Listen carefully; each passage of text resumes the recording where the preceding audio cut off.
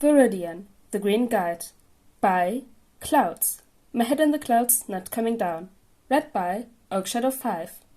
Chapter 108. Chase. Summary. The fights continue and information is always valuable. Katsuki smirked as he stared across the field at Ochako. Careful, pink cheeks. I'm not gonna go easy on you, you know. Ochako met his challenge without even flinching. Don't you dare, Kachan!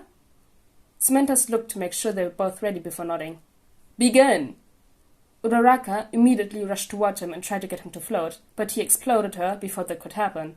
The smoke screen his explosions created was normally pretty useful when he was the one taking advantage of it, but he had to give the girl credit for finding a way to turn it against him. Every time he thought he had her pinned, she'd pop up somewhere else like the world's most fucked up game of whack-a-mole. He smirked and let off an even larger explosion when he caught sight of her jacket, excited to see how she'd get out of that one. Except she'd never gotten into it in the first place. Katsuki stumbled back, eyes wide as she came at him from the side. He would have tripped, but luckily there was no rubble in his path, so he wasn't down yet. Pretty smart, cheeks, using a jacket as a diversion like that. Ochako didn't take the bait, staying silent and practically invisible inside the billowing clouds of smoke around them. Katsuki caught a slight hint of movement and immediately launched an explosion that way. He got lucky, and Ochako let out a cry as she was pushed back. The crowd booed loudly as she slowly pulled herself to her feet, and Katsuki wanted to snap at them. Didn't they see how hard she was fighting? Didn't they see how fucking hard he had to work to keep himself from going down? Why were they thinking it was a beatdown when it was an even match? You all really don't know what it's like to be a woman in heroics, do you? Amplifier's giggle echoed around the stadium. You're looking at Bakugo like he's the big bad wolf, and Uraraka's the damsel in distress, and I think it's tragic how often women are underestimated in this industry. Have you figured it out yet? What's happening down in that field isn't a beatdown, it's a strategy. Katsuki tensed. A strategy? He'd caught onto her relentless attacks and the use of the smokescreen as a cover to hide her movements, but Amplifier made it sound like there was something he was missing, and Uchako's pride smell pretty much confirmed it. Thank you, Kachan. Uchako's breath was heavy and she looked exhausted, but still managed to smirk at him as she pressed her fingertips together. For keeping your eyes on me. Katsuki looked up. There was a fucking meteor shower headed his way. Seriously? He'd known she was powerful, but this was something else. He could use a massive blast and take out the entire attack with one blow, and maybe if things were different, he would have. But he wanted to be an underground hero, and showing off an attack like that would hurt him more than it would help. Probably literally, considering the strain it would put on his wrists. Instead, he dodged as best he could and exploded the biggest rocks that looked like they could actually do some damage, but he still wasn't all too surprised when he felt Uraraka grab his wrist and fling him out of the ring like a ragdoll. He tumbled to a stop when Ochako released his gravity again and rolled his eyes at her exhausted, triumphant smirk. Alright, cheeks, you got me. That was pretty fucking awesome. Thanks. Uchako's grin got a bit wider. I thought you'd like it. Uraraka wins! Shoto shivered as he made his way off the field and back into the tunnels. Alright, so maybe he had gone a bit overboard in his fight against Sero, but he still wasn't quite sure if that was because he was angry about what Toya had said, or if he was just trying to show off for his long-lost brother. When he reached the hall that went up to where Class 1A was sitting, he hesitated.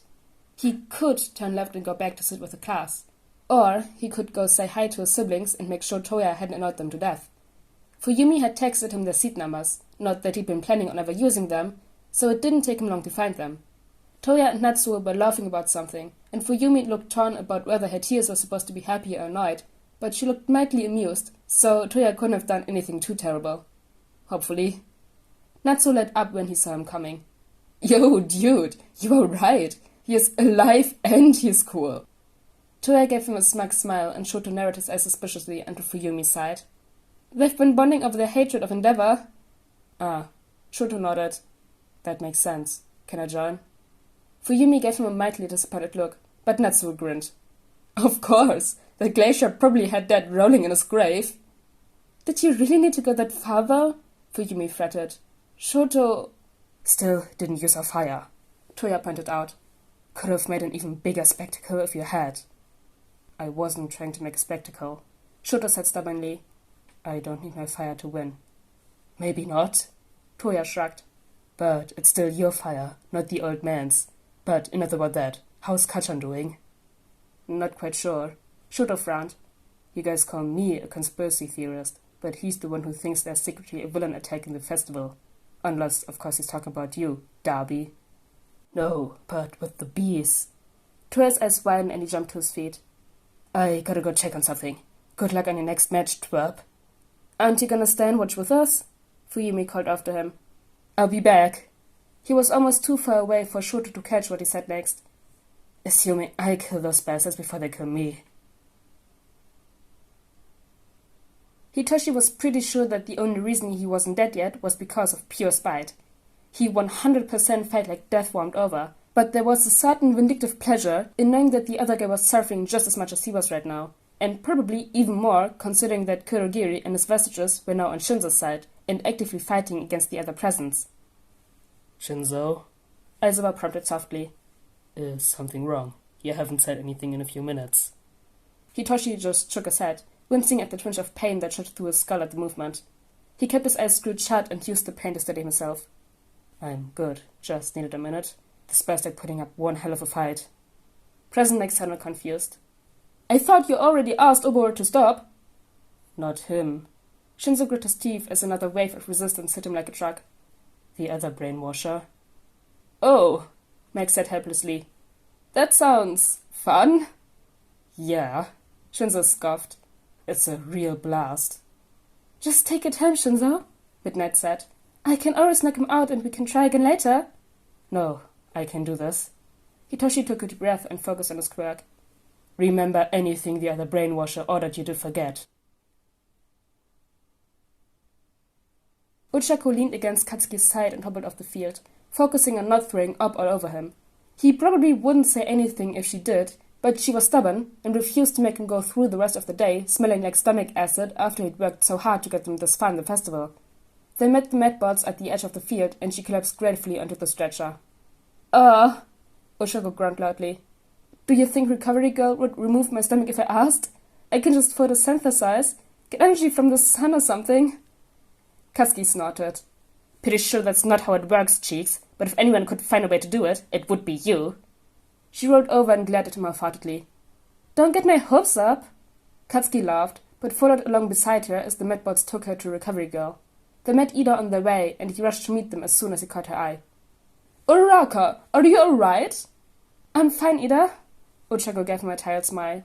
I just overused my quack a little.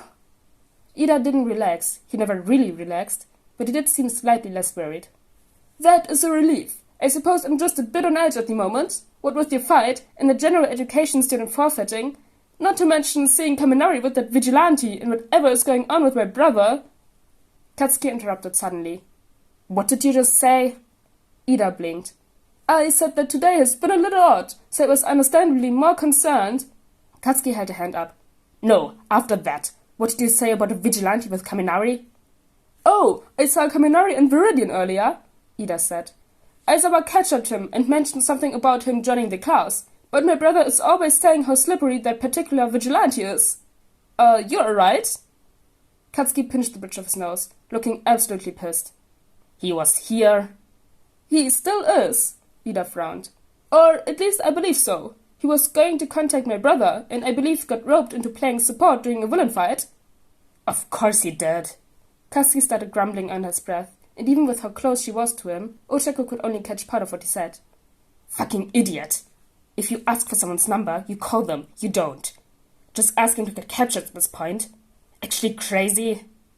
Katsuki? Ochako touched his arm, making him startle. Is everything alright? Katsuki took a deep breath. Don't worry about her cheeks.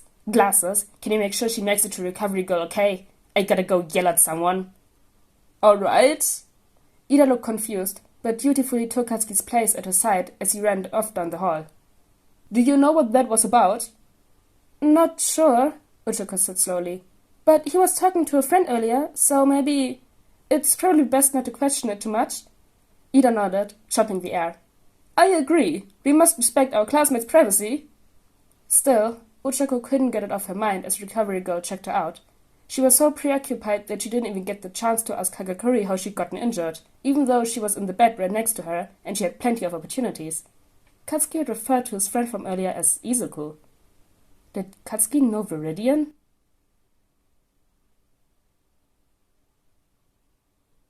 Oh my gosh, Ochako's starting to figure it out.